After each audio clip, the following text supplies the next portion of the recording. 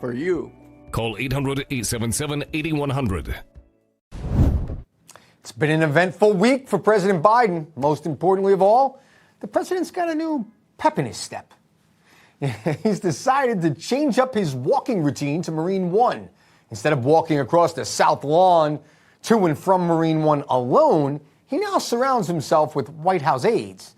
It seems like an attempt to keep Biden on the straight and narrow, so to speak, walking path with hopes to keep him from stumbling and protect him even more from the media. Notice they put them in front of between him and the camera. So let's bring in our panel to discuss the craziest mentions in the media this week. Managing editor of Newsbusters, Curtis Houck, and elections correspondent at The Federalist, Brianna Lyman. Welcome to both of you here at Greg Kelly Reports. Brianna, I'll start with you. Does this help his image surrounding himself with aides like a protective shield of some kind? Yeah, not at all. Look, first it was the tennis shoes, then it was he's going to get to use a short set of stairs, and now it's he's going to be protected by aides. And this is all done by the White House to try and protect his age because they think it's going to hurt him. But honestly, it's a waste of their time because age has historically never been a disqualifying factor. And I bring these 2 points up, Michael. You go back to 1840, the Republicans nominate William Henry Harrison, who was the oldest candidate at the time. And Democrats said, look how old he is. You don't want to, make him win. But the economy was so bad under Democrats that they could not overcome the economy crisis with their age claims. And 2 decades later, it happened with James Buchanan and John Fremont. And I bring that up to say abortion, immigration, crime, and economy will always rank more important than age to voters. So they can try to hide Biden or help him at all he wants, but that's the least of their concerns. Yeah, that's a good point. The country's circling the drain. Curtis, Biden had one of his infrequent interviews today. He doesn't do too many of them, but this time it was with woke Hollywood personality Howard Stern, of course, filled with lies and I would say bizarre moments. Take a listen. I got put in that 10 most eligible bachelor's list. Because you were a United States Senator, you were a catch. Yeah. And so, and a lot of lovely women, but women would send very salacious pictures, and I just give them to the Secret Service. I thought somebody would think I was, and I just gave up. Totally bizarre, and frankly, seems to be untruthful because the president, he was a senator at the time, doesn't even have Secret Service protection. What do you make of this interview overall, though? I mean, it's bizarre. I mean, Howard Stern, first of all, I mean, what a pick. Yeah, in a different era, that would be ridiculed to the nth power.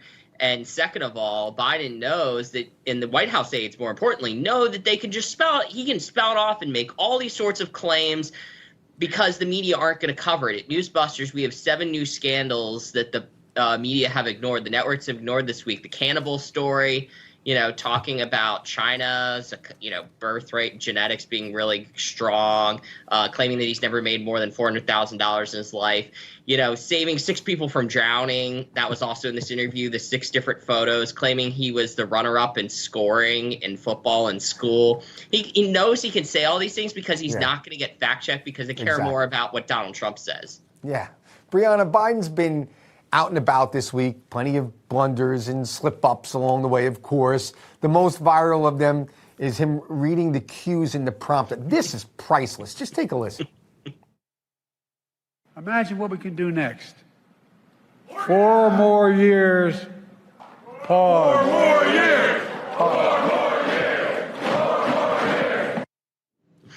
Now, what's really disturbing to me is, number one, the way he said it, 4 more years. Pause. That's disturbing. The other thing that's disturbing is obviously the crowd has the speech and they are prompted when they're supposed to chant 4 more years to give the appearance of support. No mention of it in the establishment media. How long can they protect him?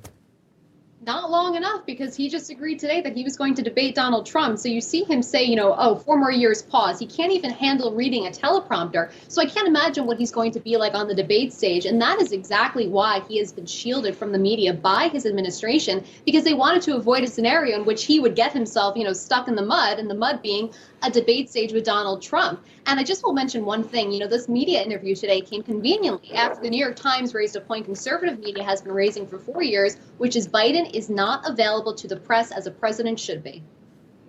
And we have about 30 seconds left. Curtis, just wrap it up for us. You've seen it all. What a week. Does it get worse from here? Will he debate Donald Trump? Well, I just say that is a Ron Burgundy moment where he literally read what's in the teleprompter. I mean, it's definitely going to get worse. The economy, you look at the GDP report, that was really bad. The housing market is continuing to struggle. As someone who's looking to buy a house for the first time, it's really bad out there.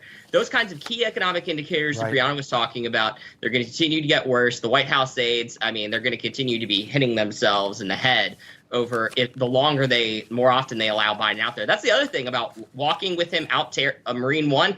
He can't then go over and talk to the press if he's got aides in between him. That's very true. Curtis Houck, Brianna Lyman, thank you very much. Thanks, Michael.